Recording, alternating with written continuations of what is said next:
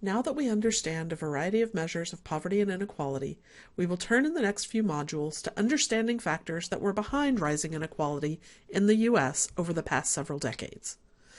Unless you've been living under a rock without a smartphone for most of the past decade, you're probably aware that inequality has increased in the U.S. and in many other developed countries. This picture summarizes the nearly constant rise in wage inequality in the United States for both men and women, as measured by the log of the 90-10 wage ratio from 1965 to 2009. Since 2009, there's been very little additional change in the 90-10 ratio. You can see in this figure where both the top and bottom lines, showing earnings for the top and bottom 10%, are relatively flat after 2009. This means that, as measured by the 90-10 ratio, inequality stayed about the same from 2009 through 2014, and so remains at a much higher level than in the 1970s. The reasons for this rise in inequality have been extensively studied by many social scientists and policymakers. There remains a great deal that we do not understand about some aspects of rising inequality, but we do have much evidence on several potentially important explanations. For the next few minutes, we will go through these potential explanations for rising inequality and consider which are best supported by research and evidence. This list shows some of the most commonly hypothesized reasons for rising inequality. In the rest of this module and the following two, we'll discuss the logic and evidence behind each. First, there have been dramatic demographic and social changes in the United States over this decade. Changes in the age structure of the population, average education levels, family structures, and race-ethnic compositions are among some of the most notable.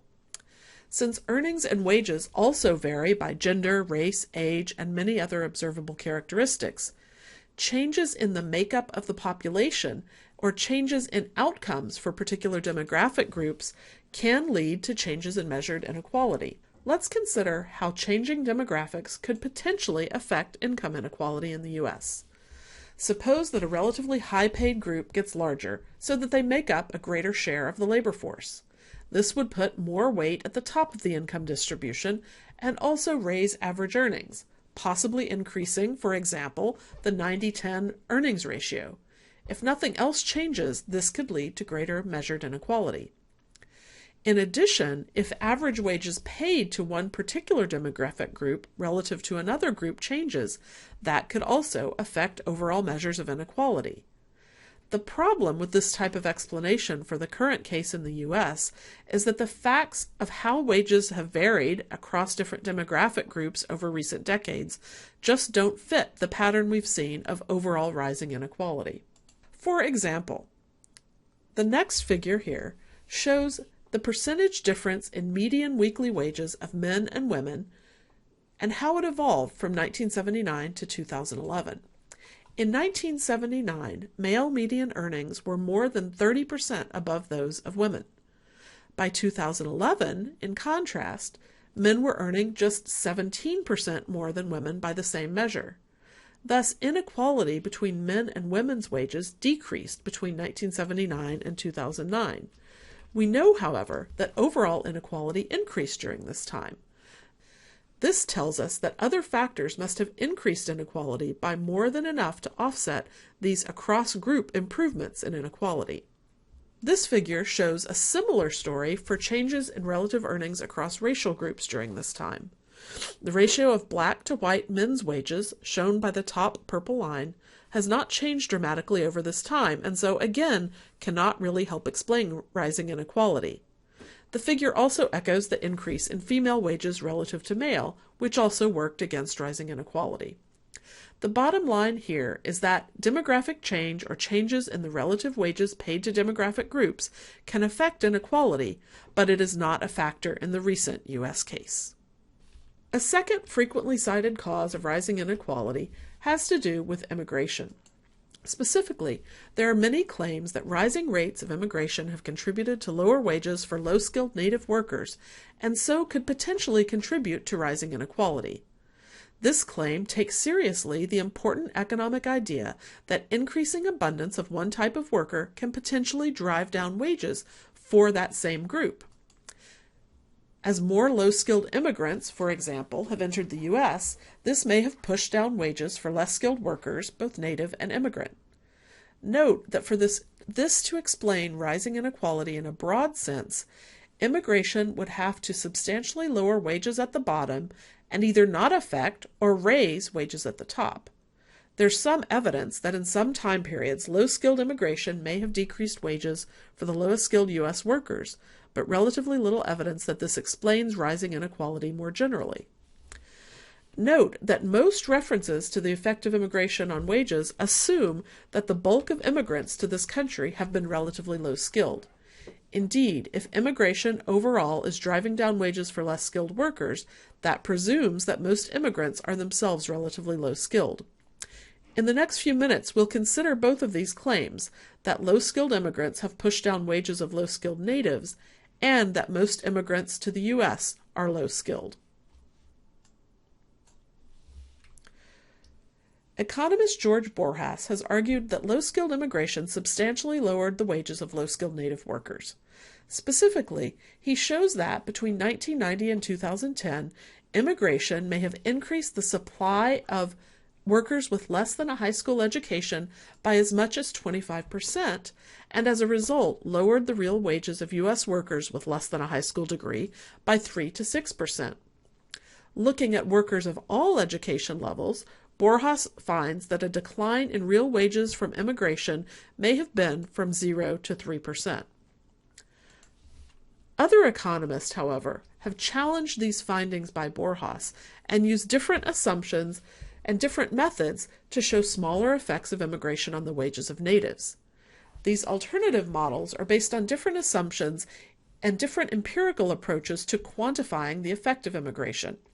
For example, economist Giovanni Perry and co-authors note that immigrants may bring with them skills and perform jobs that are complementary to the skills of U.S. workers. This means that rather than simply increasing labor supply and lowering wages, immigration could potentially increase the productivity and wages of existing native workers. This figure shows that these alternative models suggest small positive effects, indicated by the light blue bars, of immigration on low-educated natives' wages, in contrast to earlier findings by Borjas, indicated by the purple bars.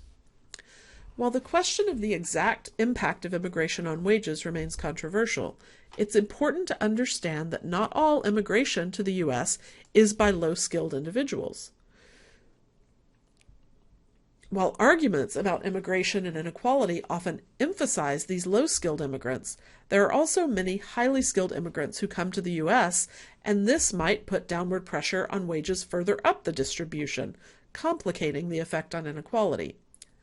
The figure here shows that indeed immigrants make up more than 20% of workers with less than a high school education, but also that immigrants at the opposite end of the education spectrum, those with doctoral degrees, including science and engineering doctoral degrees, also make up nearly a quarter of all similarly highly educated workers. Overall, immigration may have played a role in lowering wages near the bottom in the 1980s and 1990s, lowering wages of natives by a few percentage points. There's little evidence, however, to suggest that immigration alone played a role in high inequality later in the decade or in the evolution of inequality at the top of the earnings distribution. Next, we turn to a third hypothesized cause of increased inequality, and that is the fact that the real value of the minimum wage in the U.S. has fallen dramatically over time. Once again, much like immigration as an explanation, this could provide a reason that wages at the bottom have been reduced. This figure shows, focusing on the top line, that the current real minimum wage, considering either federal or federal and state minimum wage levels, is now substantially below where it was in the 1970s. Economic studies have shown that this could explain some portion of rising inequality in the lower half of the distribution, especially during the 1980s. The figure shows, along with the minimum wage line, the lower lines giving measures of inequality for men and women over time. These measures give the ratio of the 10th percentile of log wages to the 50th percentile. Recall, this will provide a measure of inequality between the bottom and the middle of the distribution.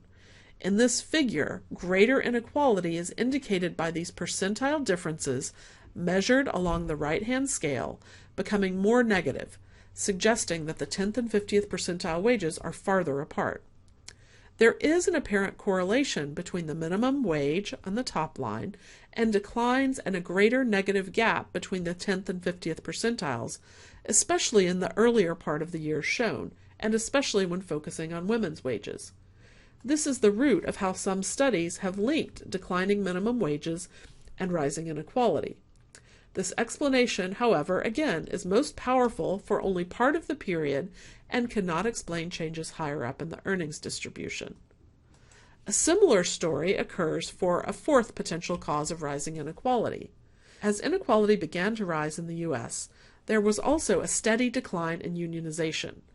Because unionized workers in the past tended to be in blue-collar, factory jobs, and often in relatively unskilled jobs, this loss of union coverage and the wage benefits associated with union representation put downward pressure on wages. As with immigration and changes in the minimum wage, the decline in unionization may have contributed to this downward pressure. What is lacking, however, is an explanation for why wages of high earners seem to have pulled away from those in the middle and bottom. In this module, we've seen that demographic change has not been a major contributor to rising inequality. In addition, we've seen that immigration, changes in minimum wages, and changes in unionization may have contributed to some of the increase, but are probably not enough to fully explain rising inequality. In the next two modules, we'll consider two more broad explanations for rising inequality, and then see how some of these various explanations may interact with one another.